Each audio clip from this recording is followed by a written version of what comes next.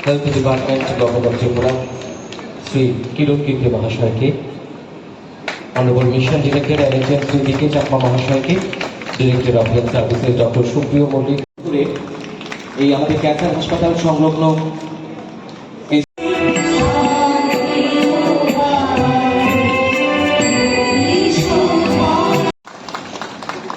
অতঃপর প্রতিমা রানী সাহা, রিনা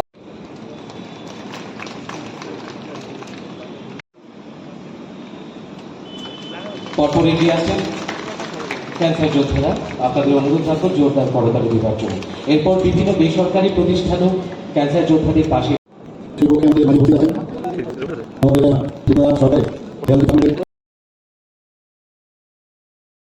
সবাই মিলে একবার জোরদার করতালি। এবারে যুবকদেরও এই শুভেচ্ছা স্বাগত গ্রহণ। এবারে এগিয়ে আসবে চিকিৎসা এবং যে ওষুধগুলি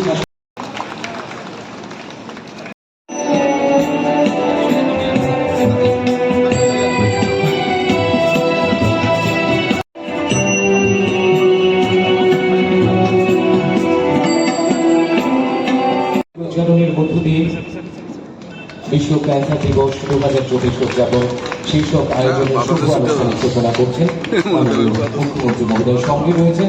আজকের অনুষ্ঠানের অন্যান্য অতিথিরা আপনাদের প্রত্যেকের কাছে অনুরোধ রাখবো আরো একবার হাতে হাত রাখার জন্য।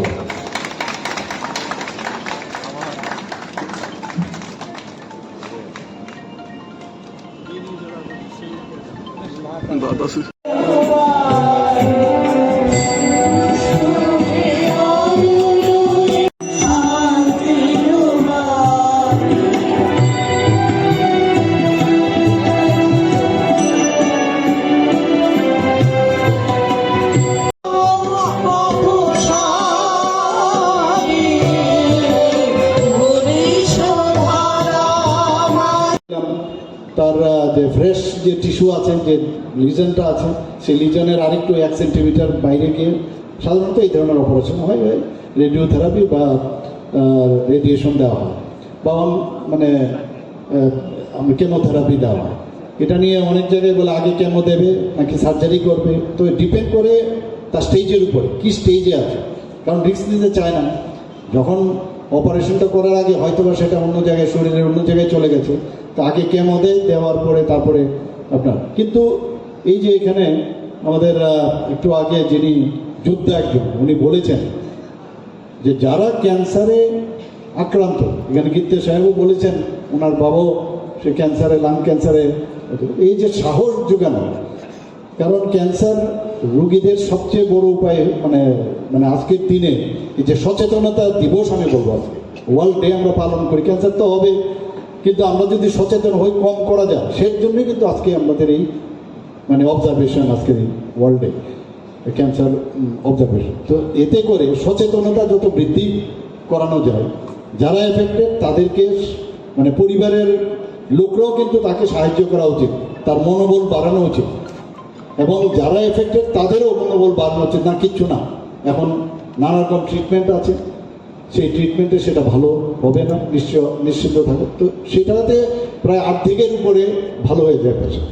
এই সচেতনতার জন্যই কিন্তু আজকে এই আমরা অবজারভেন্স অফ ওয়ার্ল্ড ক্যান্সার, এটা সবাই উচিত এটা বলা। 2 নম্বর হচ্ছে যে কারণে আমাদের ক্যান্সার হওয়ার কার্সিনোজেনিক যে বিষয়, কি কি কারণে আমাদের এই ক্যান্সার হতে পারে তার বিষয়ে সচেতনতা।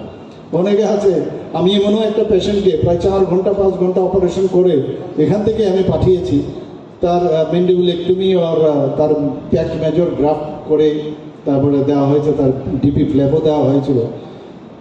এরপর দেখা গেল কি প্রায় 5 ইয়ার্সের পরে সে একবার 5 ইয়ার্স অর ইন বিটুইন সে এসেছিল, আসার পরে আমি দেখি ওর মুখের ভিতরে আমাকে চেক আপের জন্য এসে মুখে দেখলাম সেই পান আর সুপুরিনি। আপনি চিন্তা করুন কি অবস্থা, সেই যে অভ্যাস, সেই অভ্যাস থেকে সে আমাকে দেখাতে এসে আমি ওকে এখন যদি বলে যে ডাক্তারবাবু খুব ভালো ব্যবহার করা উচিত, ওই জায়গার মধ্যে ওই ডাক্তারবাবুর তো মেজাজ ঠিক থাকবে কি? কোনোদিন থাকবে না।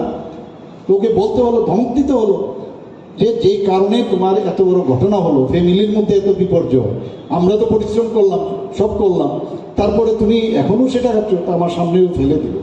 এই যে স্মোকিং, আমাদের টবেকো, বিভিন্ন ধরনের টবেকো, সেইগুলোর থেকে আমরা দূরে থাকা, মদ্যপান না করা, কিন্তু তারপরও সব জানে শুনেও আমরা কিন্তু সেটা করি। আমরা বলি ঠিকই, সচেতন থাকি, কিন্তু আমরা আবার সেটা করি। এর জন্যই আজকের দিনটা কিন্তু আমাদের সেই জিনিসগুলো বলবে আমরা কি কি জিনিস থেকে আমরা দূরে থাকবো। আমি একটা